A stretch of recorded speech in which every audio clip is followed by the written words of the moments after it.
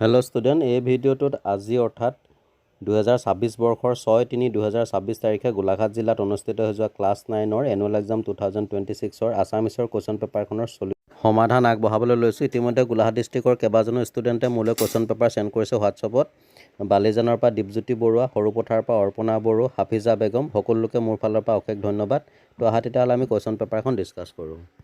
পোনপ্ৰথমে ক'ব বিচাৰোঁ যে চবতকৈ ভাল লাগিছে মই যেনেকুৱা ধৰণে কমন দিছিলোঁ ঠিক তেনেকুৱা ধৰণে 90% কমন দেখা পাইছে এই কুৱেশ্যন পেপাৰখনত। তো এনিৱে ইয়াত 1 নম্বৰ কৰটো দিছে অন্যৰ প্ৰতি ব্যৱহাৰ পাঠটি কোনখন পুথিৰ পৰা সংগৃহীত? এইটো হ'ব সাৰথি পুথিৰ পৰা সংগৃহীত। খ নম্বৰ দিছে সময়ৰ দণ্ড পল অনুপূৰক কি বোলা হয়? এইটো হ'ব সময়ৰ ভগ্নাংশ বোলা হয়। গ নম্বৰ দিছে গুজব শব্দৰ অৰ্থ কি? গুজব শব্দৰ অৰ্থ হৈছে উৰা বাতৰি। ঘ নম্বৰ দিছে অগ্নিশৰ্মা শব্দৰ অৰ্থ লিখা। অগ্নিশৰ্মা শব্দৰ অৰ্থ হৈছে মহাক্ৰোধী বা খঙাল মানুহ। প্ৰথম ছ নম্বৰটোত দিছে নিৰ্মলে কিয় বহুদিনৰ বাবে বাহিৰলৈ যাবলগীয়া হৈছিল? ইয়াৰ উত্তৰটো লিখিব পাৰোঁ নিৰ্মলৰ দেহত থকা জটিল ৰোগৰ চিকিৎসাৰ বাবে নিৰ্মল বহুদিনৰ বাবে বাহিৰলৈ যাব লগা হৈছিল। দ্বিতীয় ছ নম্বৰত দিছে পিৰিয়ে পিৰিয়ে মানে কি বুজা? পিৰিয়ে পিৰিয়ে মানে হৈছে এটা প্ৰজন্মৰ পৰা আন এটা প্ৰজন্মলৈ। 2 নম্বৰত 2 মাৰ্কৰ 3টা কুৱেশ্যন দিছে, মানে 4টাৰ ভিতৰত যিকোনো 3টা কৰিব লাগে। এইকেইটা নিশ্চয় তোমালোকে পাৰিছা, ইয়াত মই আৰু এইখিনি ডিছকাছ নকৰোঁ। তো যিকেইটা কুৱেশ্যন দিছে গোটেইখিনি কমন দিছিলোঁ, সেইখিনিকে ইয়াত আহিছে। চ' মই যথেষ্ট ভাল লাগিছে পেপাৰখন দেখি। আৰু 3 নম্বৰটো ঠিক একেধৰণে উত্তৰ লিখিবলৈ লৈছে 3 মাৰ্কৰ 2টা কুৱেশ্যন। মই যেনেকুৱা ধৰণে কমন দিছিলোঁ তেনেকুৱা ধৰণে আহিছে। 4 নম্বৰ দিছে অতি চমু উত্তৰ লিখা। ক নম্বৰটো দিছে ৰুণঝুণ কেউৰ কংকন। শিশুলীলা কবিতাটোত কাৰ কেউৰ কংকনৰ ৰুণঝুণ শব্দৰ কথা কোৱা হৈছে? ইয়াৰ উত্তৰটো হ'ব কৃষ্ণৰ মাতৃ যশোদাৰ। খ নম্বৰ দিছে কবিৰ মতে কোনবোৰ বস্তু অজৰ অমৰ? ইয়াৰ উত্তৰটো লিখিব পাৰোঁ মিহি ভাৱ, মিহি গতি, কৌশলী বিদ্যাৰ দৰে বস্তুবোৰ অজৰ অমৰ। নেক্সট গ নম্বৰ দিছে মানৱ বন্দনা কবিতাটোৰ ঘাই উদ্দেশ্য কি? মানৱ বন্দনা কবিতাটোৰ ঘাই উদ্দেশ্য হৈছে মানুহৰ শ্ৰেষ্ঠত্ব প্ৰতিপন্ন কৰা। নেক্সট ঘ নম্বৰ দিছে কোনখন চলচ্চিত্ৰৰ যোগেদি ডক্টৰ ভূপেন হাজৰিকাদেৱে নিজকে চলচ্চিত্ৰ পৰিচালক হিচাপে আত্মপ্ৰকাশ কৰিছিল? ইয়াৰ এনচাৰটো হ'ব এৰাবাটৰ হুৰ। ঙ নম্বৰ দিছে কবি হীৰেণ ভট্টাচাৰ্যদেৱ কি কবি হিচাপে জনাজাত? ইয়াৰ উত্তৰটো হ'ব সুগন্ধি পখিলাৰ কবি হিচাপে। প্ৰথম ছ নম্বৰ দিছে পাদ্য অৰ্ঘ্য শব্দৰ অৰ্থ কি? পাদ্য অৰ্ঘ্য শব্দৰ অৰ্থ হৈছে ভৰি ধুবলৈ দিয়া পানী। 5 নম্বৰ দিছে চমু উত্তৰ দিয়া। ক নম্বৰটো দিছে শ্ৰীমন্ত শংকৰদেৱে ৰচনা কৰা যিকোনো দুখন অংকীয়া নাটকৰ নাম লিখা। এইটো তোমালোকে পাৰিজাত হৰণ, ৰুক্মিণী হৰণ লিখিলে হ'ব বা ৰাম বিজয় লিখিব পাৰা।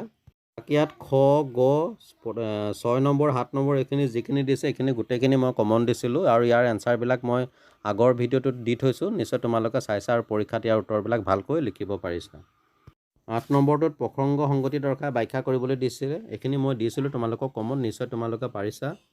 9 নম্বৰত ভাষা বিষয়ক কেইটামান কুৱেশ্যন দিছে, নিৰ্দেশনা অনুসৰি তলত দিয়া প্ৰশ্নবোৰৰ যিকোনো 6টাৰ উত্তৰ দিয়া। ক নম্বৰ দিছে তলত দিয়া যিকোনো দুটা শব্দত কি কাৰণে মূৰ্ধন্য ণ আৰু মূৰ্ধন্য আখ হৈছে লিখা। প্ৰথমটো দিছে কণ্ঠ, এইটো লিখিব পাৰোঁ মূৰ্ধন্য ত বৰ্গৰ সৈতে যুক্ত হ'লে দন্ত ন সদায় মূৰ্ধন্য ন হয়। দৃষ্টি একেই, এইটো ত বৰ্গৰ সৈতে যুক্ত হ'লে দন্ত হ মূৰ্ধন্য আখ হয়। বৰ্ণ ৰৰ পাছত থকা দন্ত ন সদায় মূৰ্ধন্য ন হয়। বৰ্ষা এইটো একেই, ৰৰ পাছত থকা দন্ত হ সদায় মূৰ্ধন্য আখ হয়।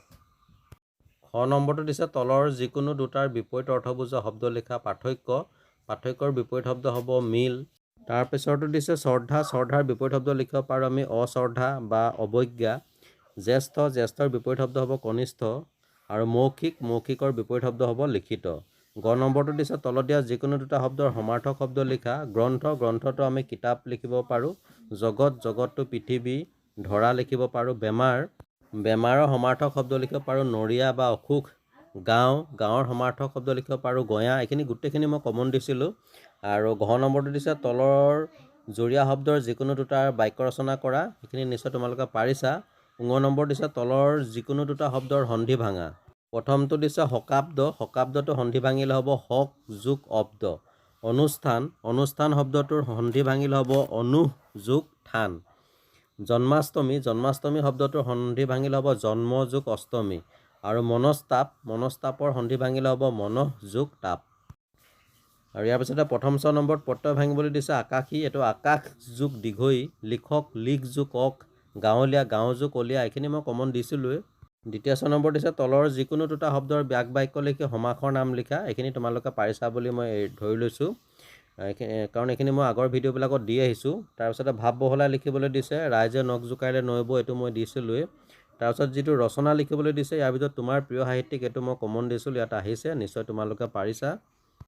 তাৰপিছতে বৈচিত্ৰ্যময় অসমৰ পৰা যিখিনি কমন দিছিলোঁ গোটেইখিনি ইয়াত আহিছে, দেখা পাইছোঁ, ভাল লাগিছে। এবাৰ খ বিভাগ 15 নম্বৰ অতি চমু উত্তৰ দিয়া। ক নম্বৰটো দিছে চোৰ ধৰা পাত্ৰিত কানাই বুলি কাৰ কথা কোৱা হৈছে, ইয়াত শিশু কৃষ্ণৰ কথা কোৱা হৈছে। খ নম্বৰ দিছে তেওঁ দেৱতাৰো দেৱতা, বিধাতাৰো বিধাতা, ৰজাৰো ৰজা, তেওঁ কোন, তেওঁ হৈছে সৃষ্টিকৰ্তা ভগৱান। তাৰপিছতে 16, 17 এইখিনি নিশ্চয় পাৰিছা। মই এবাৰ যাওঁ 18 নম্বৰলৈ অতি চমু উত্তৰ দিয়া। নম্বৰটো দিছে হনুমন্তৰ লংকা দৰ্শন কাব্যাংশ কোনটো কাণ্ডৰ পৰা লোৱা হৈছে, ইয়াৰ উত্তৰটো হ'ব সুন্দৰা কাণ্ড ৰামায়ণৰ পৰা। খ নম্বৰ দিছে পঞ্চামৃত মানে কি বুজা, পঞ্চামৃত হৈছে এৱা গাখীৰ, দৈ, ঘিউ, মৌ আৰু চেনি মিহলাই কৰা পানীয়। 19 নম্বৰটো দিছে লৱণাসুৰ শ্ৰীকৃষ্ণই গোপীৰ মুখত কি হানি দিছিল আৰু কিয়, এইটো মই কমন দিছিলোঁ। 20 নম্বৰ দিছে তলৰ যিকোনো এটাৰ বিষয়ে চমুকৈ লিখা, শ্ৰী শ্ৰী মাধৱদেৱৰ বিষয়ে লিখিছা নিশ্চয় তোমালোকে, বা ঝুমুৰাৰ বিষয়েও লিখিব পাৰিবা। 21 নম্বৰ যিটো নাইবা বুলি দুটা কুৱেশ্যন দিছে, দুইটাই মই কমন দিছিলোঁ। 22 নম্বৰ কটো দিছে তলৰ যিকোনো দুটা বিপৰীত লিংগবাচক শব্দ লিখা, অভিনেতা, অভিনেতাৰ বিপৰীত লিংগবাচক শব্দ হ'ব অভিনেত্ৰী, নায়ক, নায়িকা, চোৰ, চোৰৰ বিপৰীত লিংগবাচক শব্দ হ'ব চোৰণী। আৰু কেনেবাকৈ যদি চোৰৰ বিপৰীত শব্দ লিখিবলৈ আহে তেতিয়া আমি লিখিব লাগিব কিন্তু সাধু। খ নম্বৰ দিছে তলৰ যিকোনো দুটা শব্দৰ সমাৰ্থক শব্দ লিখা, পদুম, পদুমৰ সমাৰ্থক শব্দ হৈছে পদ্ম, চন্দ্ৰ, চন্দ্ৰৰ সমাৰ্থক শব্দ লিখিব পাৰোঁ আমি জোন, নদী, নদীৰ সমাৰ্থক শব্দ লিখিব পাৰোঁ তৰংগিনী, নৈ ইত্যাদি। গ নম্বৰ দিছে তলৰ যিকোনো দুটা শব্দৰ আধুনিক অসমীয়ালৈ ৰূপান্তৰ কৰা। তো ইয়াত যি 4টা দিছে 4টাৰ ভিতৰত দুটা কৰিব লাগে, গোটেই 4টাই মই কমন দিছিলোঁ। প্ৰথমটো দিছে ঠেংগনা, ঠেংগনাৰ আধুনিক ৰূপ হ'ব গালি, কপিত্থ, কপিত্থটো হ'ব ঔটেঙা, উনিকৰ, উনিকৰ হ'ব এওঁৰ, আৰু তেজহ, তেজহৰ আধুনিক অসমীয়া ৰূপ হ'ব ত্যাগ কৰা। তো এনিৱে এয়া আছিল গোলাঘাট জিলাৰ আজি অনুষ্ঠিত হৈ যোৱা ক্লাছ 9ৰ অসমীয়া বিষয়ৰ প্ৰশ্ন কাকতখনৰ সমাধান। মই যেনেকুৱা ধৰণে দিছিলোঁ তেনেকুৱা ধৰণে প্ৰশ্নখন প্ৰিপেয়াৰ কৰিছে, সম্পূৰ্ণ কমন পৰিছে, ইয়াত ভাল লাগিল। তো এনেকুৱা ধৰণৰ ভিডিঅ'সমূহ পাই থাকিবৰ বাবে চাই থাকিবা RB লাৰ্ণ কাম এণ্টাৰটেইনমেণ্ট। আন এটা ভিডিঅ'ত পুনৰ লগ পাম। আজিলৈ আহোঁ, ধন্যবাদ।